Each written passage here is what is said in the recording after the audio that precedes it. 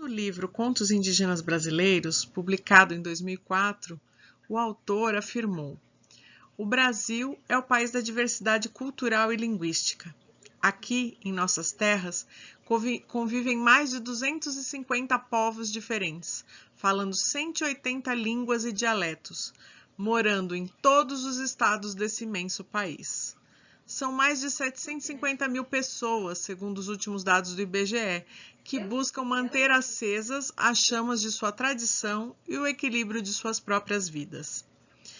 Nesse livro que nós vamos ler a primeira história agora, temos 8 contos selecionados pelo autor a partir de um critério linguístico. Eles têm a intenção de retratar, através dos seus mitos, os povos Guarani, Carajá, Munduruku, Tucano. E nós vamos ler o primeiro conto desse maravilhoso livro, dessa obra super bacana, né, que é do povo Munduruku, do Daniel, que é o autor do livro. No antigo tempo da criação do mundo, com toda a sua beleza, os Munduruku viviam dispersos, sem unidade e guerreando entre si. Era uma situação muito ruim, porque tornava a vida mais difícil e indócil. Foi aí que ressurgiu Karu Sakaibé, o grande criador, que já havia realizado tantas coisas boas para este povo. Contam os velhos que foi ele quem criara as montanhas e as rochas, soprando em penas fincadas ao chão. Eram também criações dele os rios, as árvores, os animais, as aves do céu e os peixes que habitavam todos os rios e igarapés. Karu Sakaibé, tendo percebido que o povo que ele criara não estava unido, decidiu voltar para unificá-lo e lembrá-lo como havia sido trazido do fundo da terra, quando ele decidiu enfeitar a terra com gente que pudesse cuidar da obra que criara. Assim contam os velhos sobre a vida dos Munduruku, ao mundo de cima. Karu Sakaibé andava pelo mundo sempre em companhia de seu fiel amigo Hairu, que, embora fosse muito poderoso, gostava de brincar e se divertir. Um dia, Hairu fez uma figura de tatu, juntando folhas, gravetos e cipós. Era uma imitação perfeita, tão perfeita que o jovem brincalhão resolveu colá-lo com resina feita com a cera de mel da abelha para que seu desenho nunca desaparecesse. Para secar a resina, Hairu enterrou seu tatu embaixo da terra, deixando apenas o rabo para fora.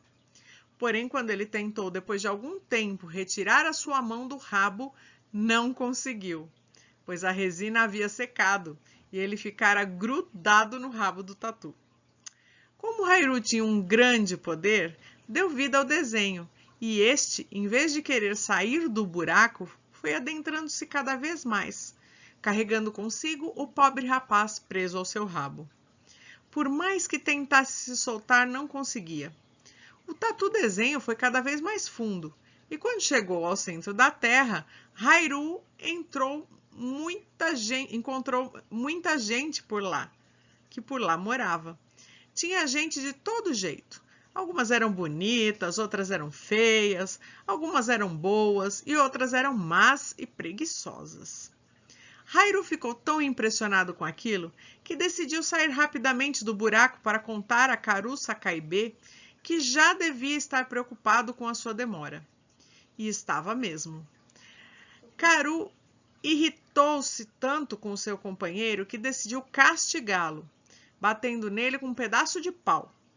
Para se defender, o jovem contou sua aventura ao centro da terra e como ele havia encontrado gente lá. Estas palavras chamaram a atenção de Karu, que decidiu trazer toda essa gente para o mundo de cima.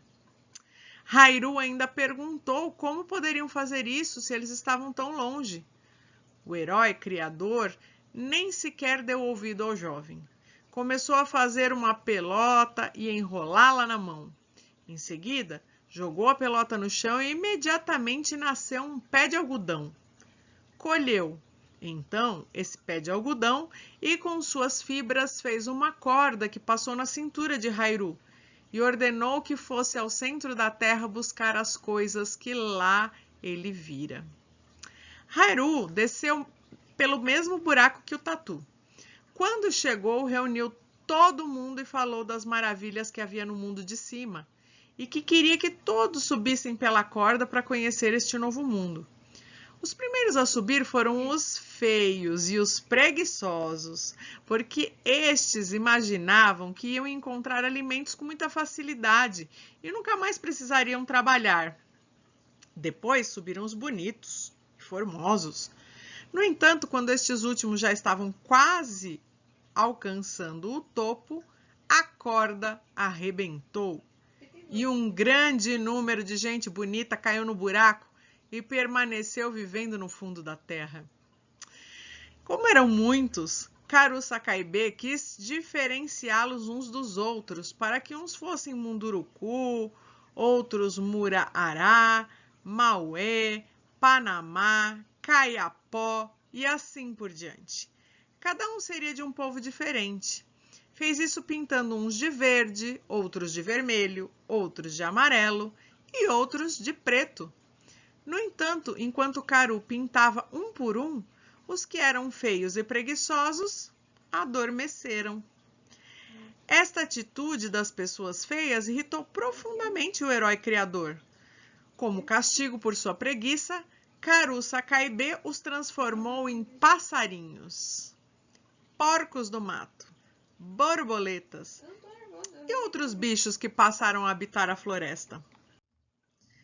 No entanto, aqueles que não eram preguiçosos, ele disse: vocês serão o começo, o princípio de novos tempos, e seus filhos e os filhos de seus filhos serão valentes e fortes.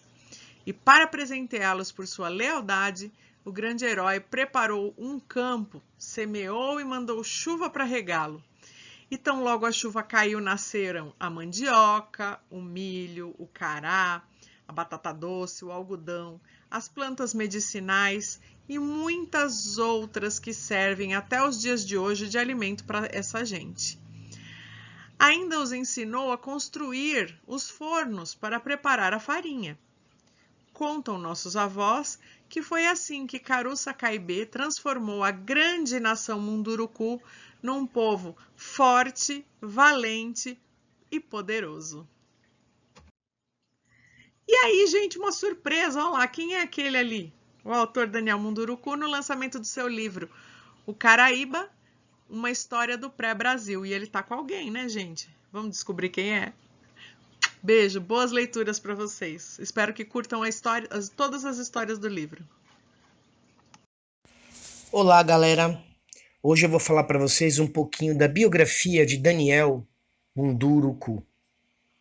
Daniel Munduruku nasceu em Belém, no Pará, no dia 28 de fevereiro de 1964 e é pertencente da etnia indígena Munduruku e hoje é um escritor e professor brasileiro.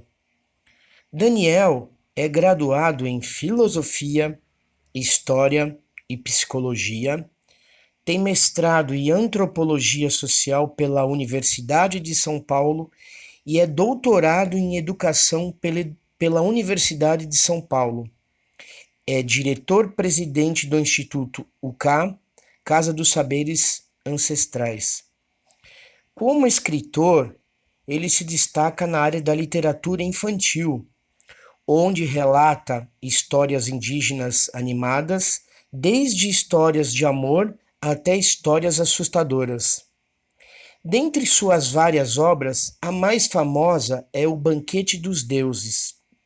Este livro trata-se de um professor que encontra ferramentas para combater várias formas de preconceito sobre os povos indígenas, sobrepondo a importância do respeito à variedade cultural, e foi publicado no ano de 2000, sendo considerado um dos principais trabalhos de Daniel Munduruku.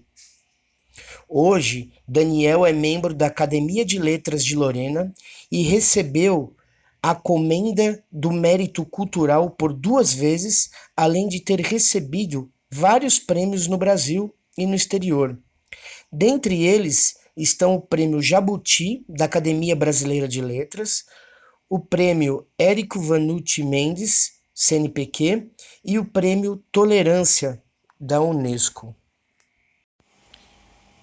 Daniel Munduruku também lecionou durante 10 anos e atuou como educador social de rua pela Pastoral do Menor de São Paulo.